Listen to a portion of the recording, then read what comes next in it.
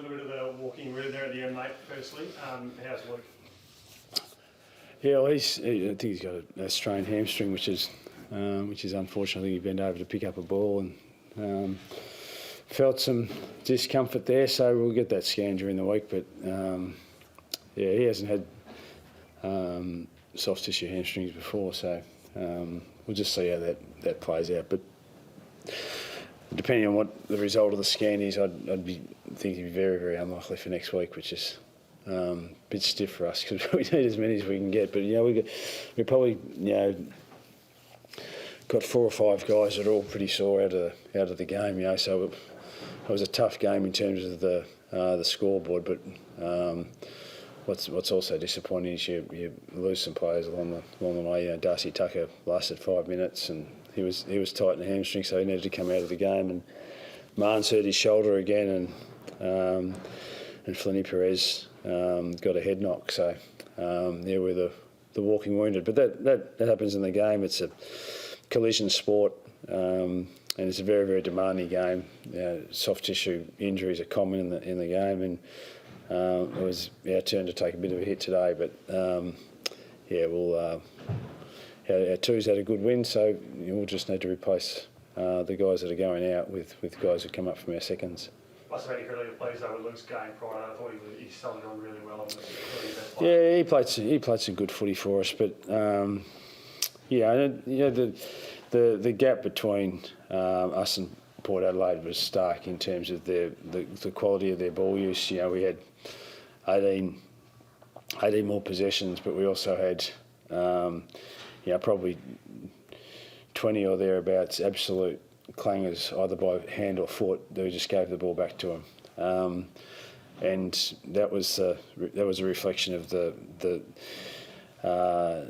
distance in quality between their side at the present time and ours. And we just need to get better in that space. We had our hands on the footy enough times. You wouldn't think when we get beaten by 10 goals that we'd have the ball more than what Port Adelaide did, but we did. But they, either through their pressure or our poor decision making and execution, gave the ball back to them far too often. And as I said, they would then make us pay on the way back on frequent occasions. So that's the quality of their side and where they're at the current time. And every expectation that they'll finish right up the pointy end. And our 3 most savage losses this year have come against sides that are going to significantly compete at the back end of the year, and we're just not there yet. But we've just got to work on our game, and a lot of these sides that we're getting beaten by now, they've been in our position, and we just know there's no easy way. We just got to work our way through it. You still feel like you're on the right track though,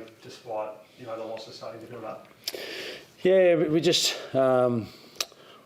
We just like some continuity with our players. That's what's the disappointing thing with some of these guys going out after today's game. It's just want to get some continuity with our players, and we just work our way through it and just slowly get better over the journey.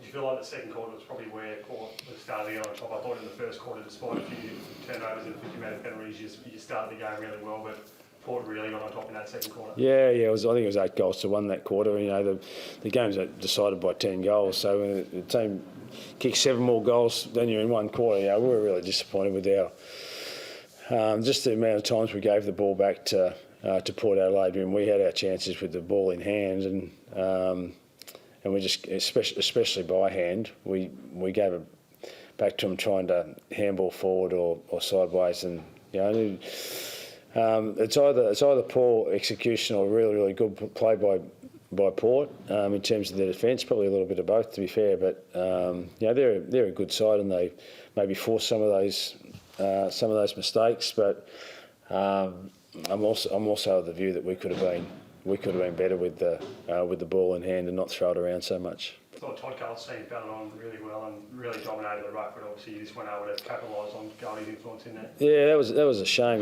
He dominated the hit outs, and we just couldn't get the ascendancy in that part of the ground and get the ball forward for us, which is unfortunate. Even if we got first possession, which was frequent at centre bounce, I think we were first possession at centre bounce more often than Port Adelaide. but we're well down on the clearances. So we're getting our hands on it, but then giving it back to him. So that was a little bit of the story of the day. But I thought he soldiered on really well, Goldie, and it's a part of the game that we're hoping we get some ascendancy in, given that he's a really experienced ruckman in Goldie versus a young guy for Port. We were hoping that we'd get our hands on the footy in that part of the game, and we did, but we just couldn't capitalise on it, which once again is either scratchy on our behalf or good play by Port that they were able to read some of Goldie's taps. I was talking to build up around Jason and Francis playing.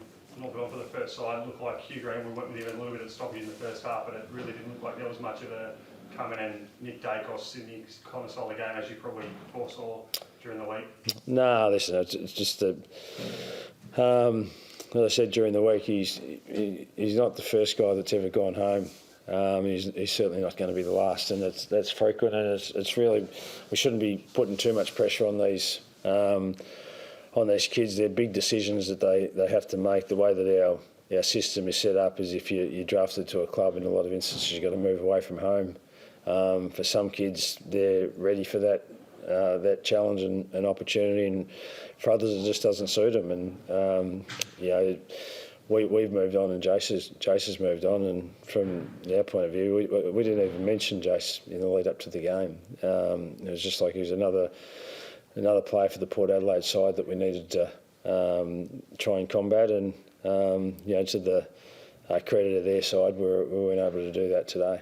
Hugh Greenwood came in for Ben Cunnington. Clark, I guess, how did Ben go today in the twos, and can we expect to see him back sooner rather than later? Well, I'd hope he's played well, and I know the result of that game, but I don't know who's done what in the game, and I'll get a report on that later on today. But hopefully, he's a very decorated servant of our club, Cunners, and he would have been. He'd have been disappointed that he was out of the side, no doubt. But he just the credit of the bloke. He took it in the right way. He knew that he wasn't playing well enough. He also knew that Huey Greenwood was playing some great footy in the twos and deserved an opportunity. And he gracefully handed over his spot on Thursday at team selection. So he's a ripper, and hopefully he plays some good footy and gets himself back into the side soon. Another one off topic, you've been a big advocate of Tassie getting their own AFL licence and a little bit involved before your time at Northland. That's been incredibly pleased to see the events of last Wednesday unfold. Yeah. I've said right from the get-go that this is not just a football decision for the state; it's an economic decision, and the state's been fighting really hard for this opportunity. And I just hope all the furor around the stadium isn't the reason for this to be derailed in any way, because the whole state should get behind it. They've been working so hard to get this opportunity, and I know that if it's embraced by all, it can benefit everyone in the state, whether you're a football follower or not.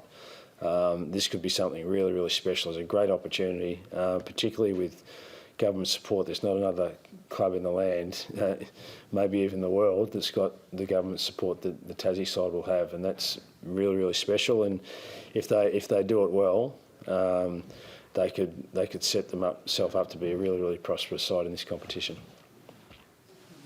Good on you, mate. Thanks. Cheers.